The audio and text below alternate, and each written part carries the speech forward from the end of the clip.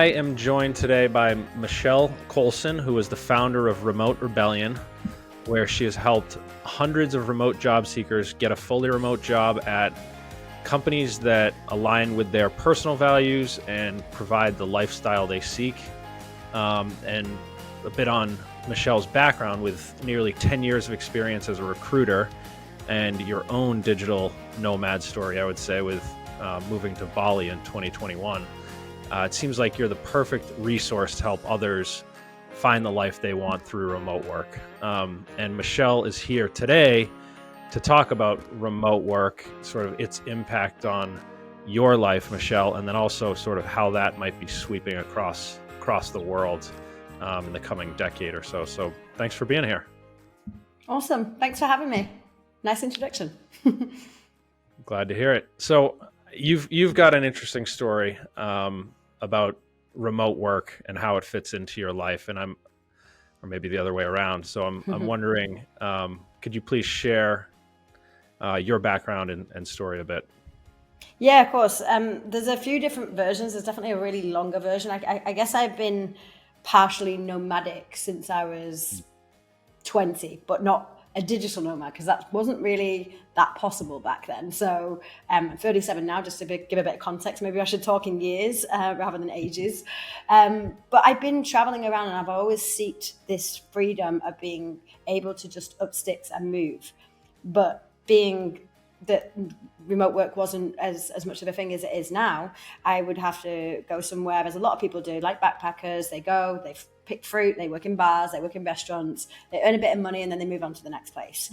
But I always got sick of doing that and then having to come back to the UK where I'm from, starting all over again. And it just felt like I was constantly doing this. So the prospect of being able to, you and I talked just then, of like taking your income with you and earning money at the same time and earning a decent living was amazing. So I worked in recruitment. I was traveling and trying to really put off getting a proper job in air quotes for many years. So I was traveling around, being a tour leader.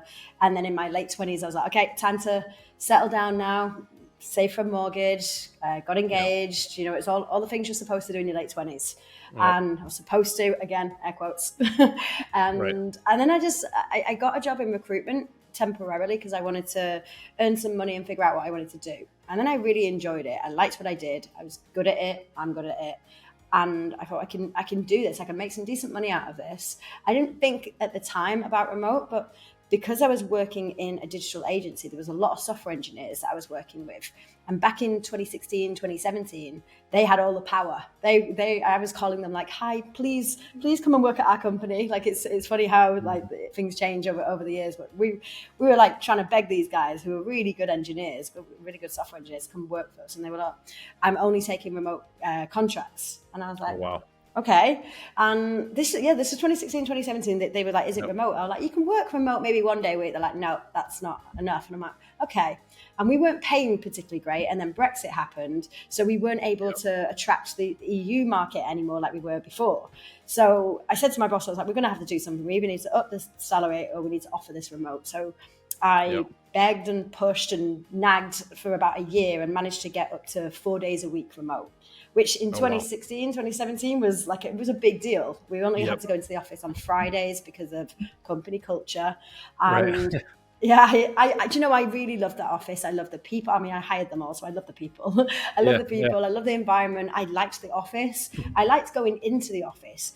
But I'd bought a motorhome and I didn't like the fact that I had to go back every Friday. I wanted to go and tour in France for a little bit, or in Spain. I didn't like this restriction that I had to keep going back there. So it wasn't the office that was an issue. It was the freedom that was being taken away.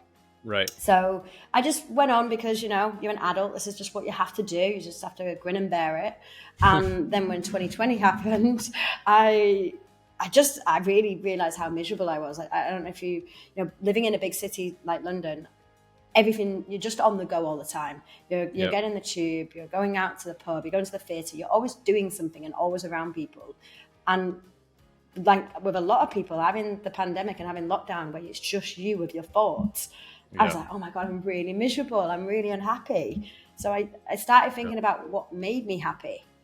And that's being in the sea, being around the ocean, on the ocean, whether it's diving, surfing, whatever that was. And I was living in London. It's not particularly great to be by the coast. So as soon as like the gates opened, my friend said to me, "Hey, your office is closed for the foreseeable. It's 2021.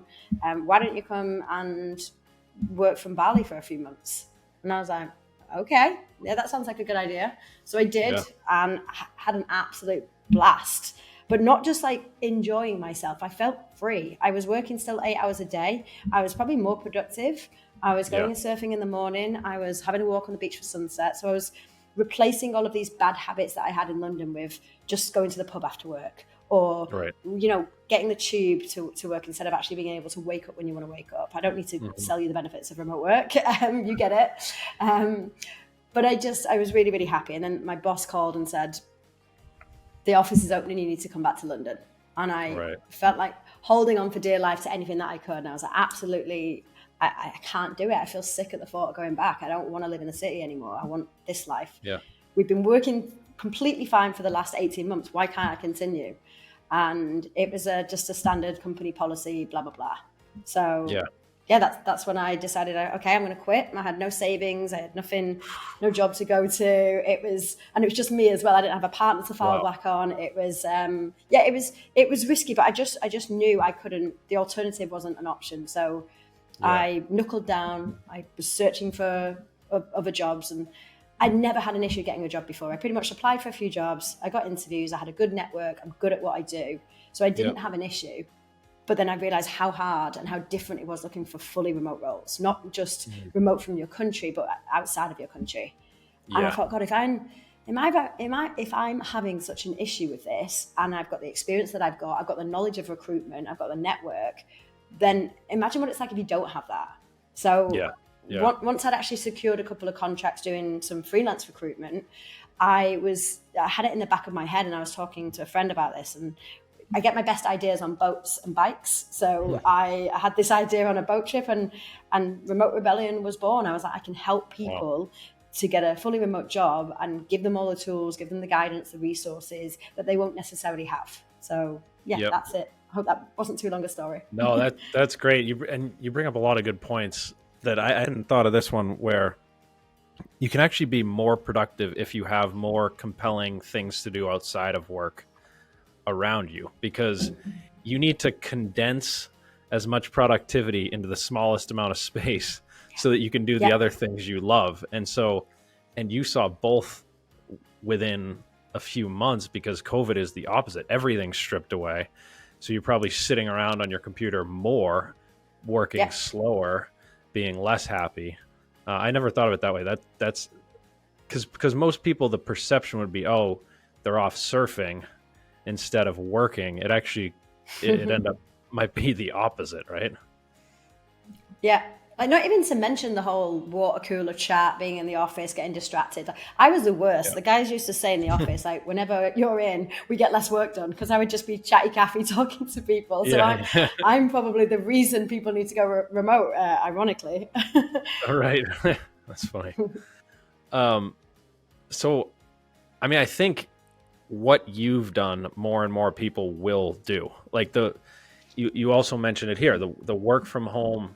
Like, work from home is how many days per week at a hybrid company. That is nice, because you don't have to commute into the office. You may not have to get dressed that day. You could get some focus work done. Like, work from home part of the week is a slight benefit. Remote work, not being physically tied to a location, is the real like unlocking of the lifestyle, right? So I think what you've capitalized on, a lot of people are going to do. So for the people you work with at Remote Rebellion, are you seeing, or just talking to in general, are you seeing more and more stories where people are moving countries altogether, or traveling more as a result of remote work?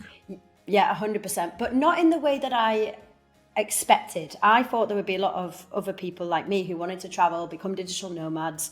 And what I've seen has been very different. It's been, what I've seen, especially in the last 6-8 months, is mostly Americans wanting to get out of America and go to somewhere like Spain or Portugal. Like, that is the most common situation I've seen, especially those with kids. Oh, wow. and people wanting to get out of the UK. Yeah, like Yeah. I don't know if you've been to the UK recently, but it's just, it's just not the environment is, everyone's talking about the crisis of the cost of living crisis. Right. Everyone, like the political situation, which is similar in the US or a lot of Yeah. countries right now. It just feels like there's Yeah. this tension and this heaviness, and people Yeah. want to get out of it. They're sick of it. Not to mention the Yep. cold weather and the rain. I'm from the north, so it's even colder. So Yeah. I'm definitely speaking to a lot more people from the UK, from the US, wanting to go to places where there's a Mediterranean lifestyle, with a focus on family, where it's safer. And people from places like Spain who did move away to somewhere like UK and Italy, people from Italy, and they want to go back to their home countries and be with their families. Yeah. And So not and bring their necessarily travel incomes. around. Right. Yeah. And what I'm seeing is a lot of people, because we're such a globalized world right now, most people I speak to want a remote work. I'd say about 30% because of love. They have a partner from Colombia that they want to spend time with them with. They have a partner from France, and Yep. they want to be able to have some time with their family, but then their own, rather than having to take, especially in the US, those 2 precious weeks vacation. And what do they do with it? Do they see family? Do they actually have a holiday? Or do Yeah. they, it's such a Yeah. short amount of time to do much with. Yep. Yeah, totally. I'm wondering, like, I'm sure you agree. Like, I think for knowledge work or desk jobs, whatever you want to call it, people using their brains to produce something, I think the default will become remote work, where it was flipped. It was something 90 something percent, I think, before 2019, we're all in office. And now I don't know where it stands now, but it's much, much higher percent remote. And I think it'll just inevitably end up there, where most of the jobs are done from anywhere rather than a centralized office location. If that happens, if we're going that way, like on a trend toward more and more fully remote workers over time, how do you think that changes things, like how work is done and where people live? And like from your perspective, where does that send things? I first want to rewind a little bit on the definitions there, because some of the listeners might not necessarily, and I think we all get mixed up with these. Like, to you and I, fully remote might be work from anywhere, but it actually isn't. So fully remote means you do not have to go into an office, in theory. And what that tends to mean in a lot of jobs is that it's fully remote from US, fully remote from Spain. It's not actually work from anywhere. The term work from anywhere is very different to 100% remote and fully remote. Yep. And even the ones that call it remote, as a lot of people may have seen, they're actually hybrid, and they're like, oh, it's remote, but you need to come into the office once a month. Like, don't even get me started on that. That's my pet peeve. Yeah, no, I know. I agree. So Sorry, go on. Yeah, let's say work from anywhere grows at some sort of staggering pace as we go over the next 10 years, like just ridiculous amounts of growth. How does that change things? I think you're extremely optimistic. I thought I was optimistic, but I actually don't think work from anywhere is going to grow at that pace. I think it is going to continue to steadily grow. But I think until some of those old hat people, quite frankly, die out, they're still going to want people where they can see them. They're going to want the fear. They're going to want the control. They're going to want to see where the people are and have their nice glass office where they can see their minions working for them. Right. I think that's still going to be present. I think that's going to be like this for maybe the next 20 years. And hybrid is definitely going to become even more popular for sure. But when it comes to work from anywhere, a lot of those people who haven't really gone outside of their bubble can't get in their brain that you're not just sat on the beach sipping a coconut all day. And not just that, there's the legal and tax complications that can be, you and I both know there's solutions for these problems, but again, there's either the fear that they're going to get, that it's going to come back on them, the tax man is going to come chasing, or they just don't want to put in the effort to solve the problem and find ways to deal with it. So I do think hybrid and remote is going to become, that's going to grow a lot faster than work from anywhere, basically. So you're definitely right. A lot of these like big changes in technology, big technological changes that impact society, a lot of times you have to wait for the next generation to like come into power, sort of like, and so it Yeah. takes longer than you think. There is a step before that that's gonna happen. It's we're like 2.5, 3 years or whatever it is. I don't know what it is. 3 years into the COVID, past the COVID thing, and I think maybe the average office leases might be more like 7. So maybe we're 35 to 40% through the leases, and then I think once we run through all the leases, that's going to be the first big like, let's see where we are, because you'll still have the older people that want people in the office, but if it's been 7 years and your lease is coming up and there's only been people in on Tuesdays and Wednesdays, there's no way you're going to keep paying for all that unused office space. That would probably be the first step, is the leases run off, then the managers run off and retire, essentially. And then you sort of see where we might end up at that point. Yeah, I think that's a good point. I actually thought the average lease was 5 years, and I was like waiting for this to come. So yeah, like maybe there's a few years, and it's gonna just take some adapting. You know, I usually make the comparison with, and it's obviously very different, but women entering the workforce en masse around World War II. Like there was, you know, it was pretty much, okay, the war's ended, back in the kitchen now, women.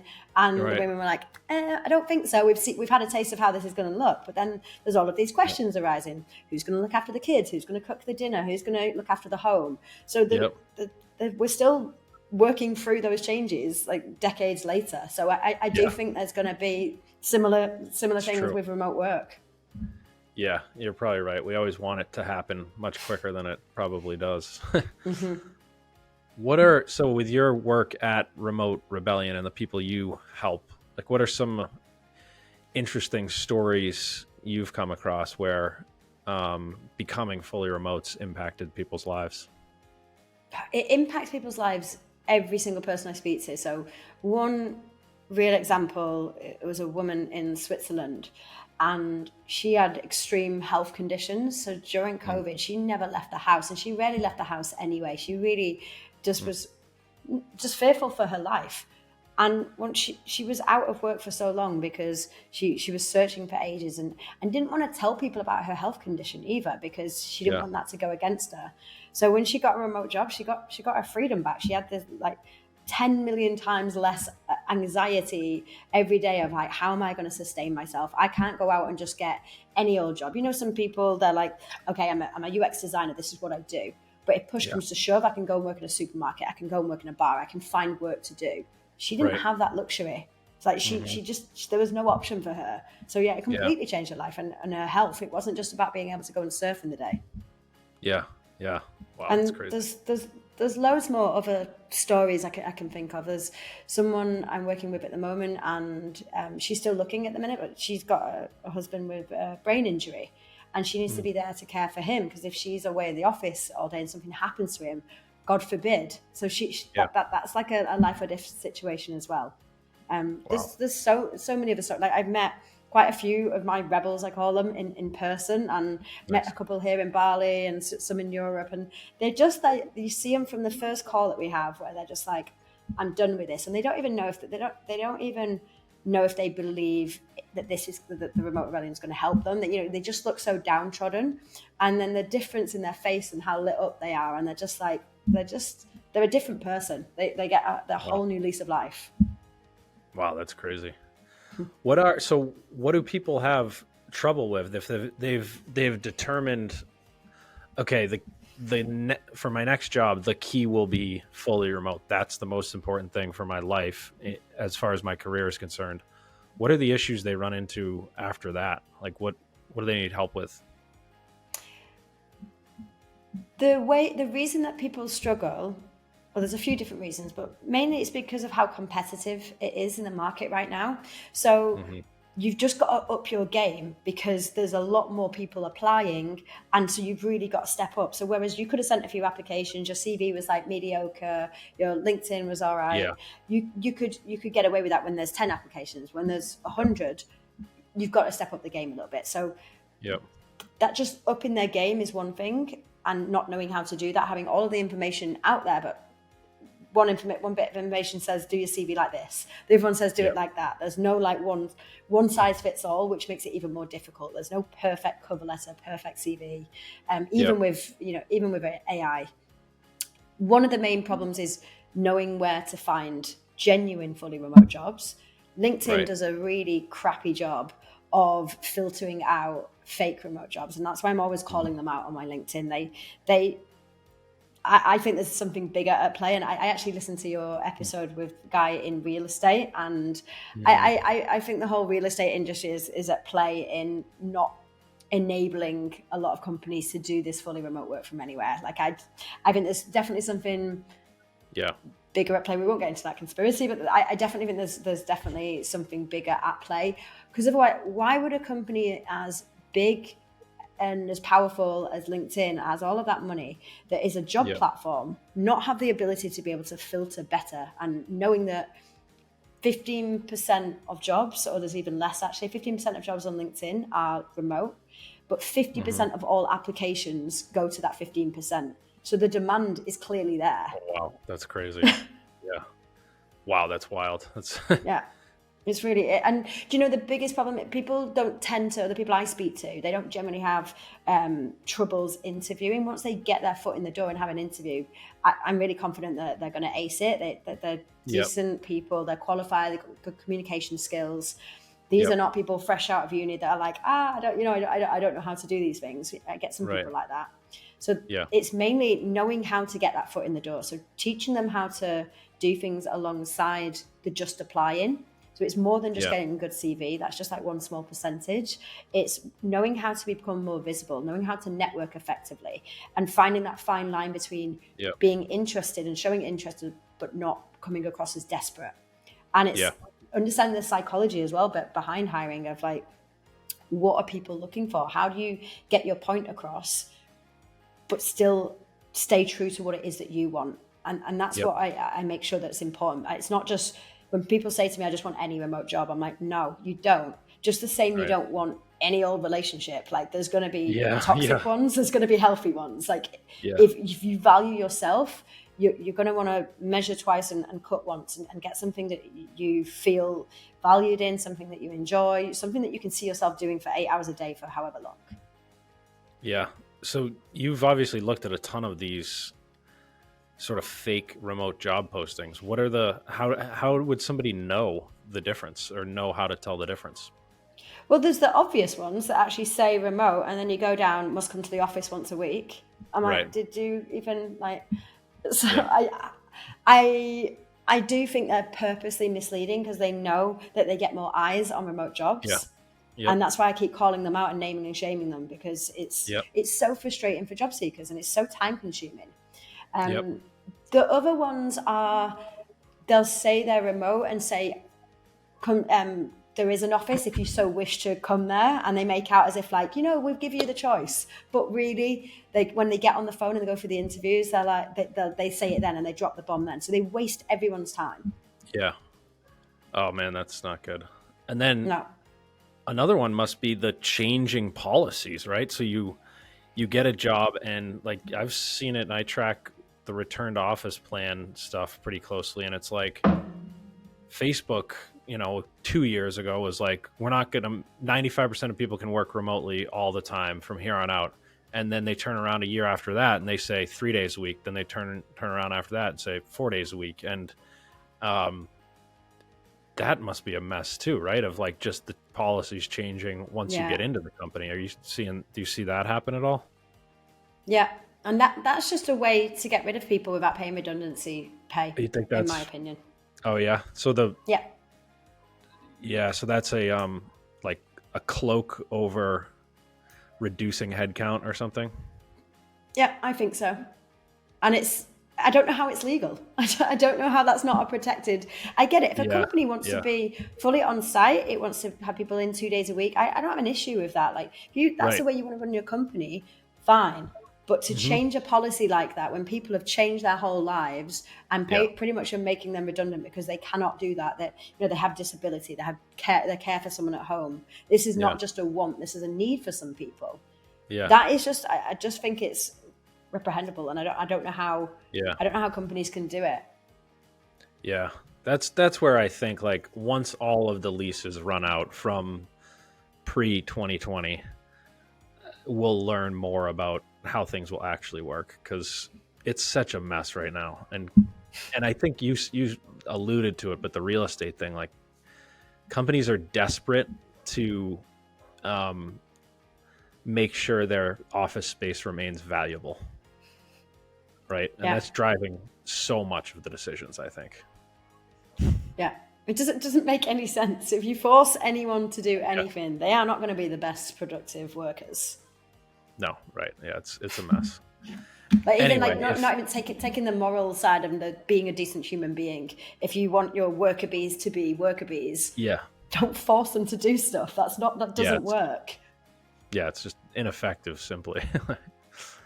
um, so let's say somebody is trying to get out of that whole mess. So they want to be a fully remote worker and find a company that fits with their needs, their lifestyle, all that. Like, who are the type of people that come to you at Remote Rebellion, and what do you help them with? What do you offer? Yeah, there's all kinds of people. I love the variety. So first of all, I checked the different nationalities. So most people are not from the country that they are in or want to go to. There's definitely a mix there, which is quite interesting. Wow. So Wow. there was 30 different nationalities that I've been working with, and gives you a range. There's one person from the UK who was just finishing her final year of university, and she didn't know where to start, but she knew she wanted remote. So 21-year-old, just finished university, graduate, super Yep. smart, super switched on, really like diligent, really like just did the work. And then you had one guy, 68 years old, from the US, from Florida, and he'd been working in direct mail for his whole career.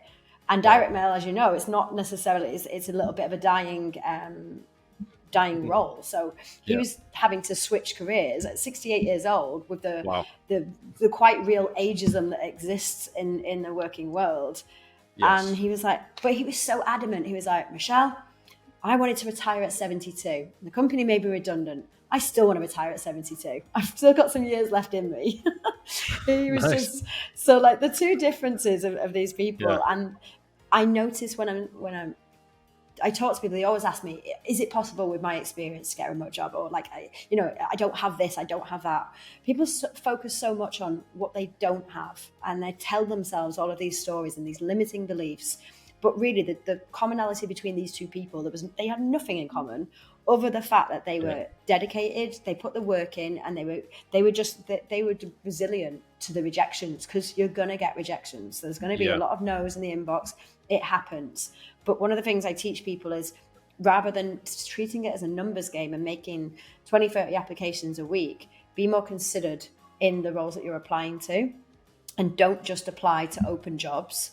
Apply Yep. to companies and make open applications to companies and say, I'm really interested in working for X company because of these reasons. This is my skill set.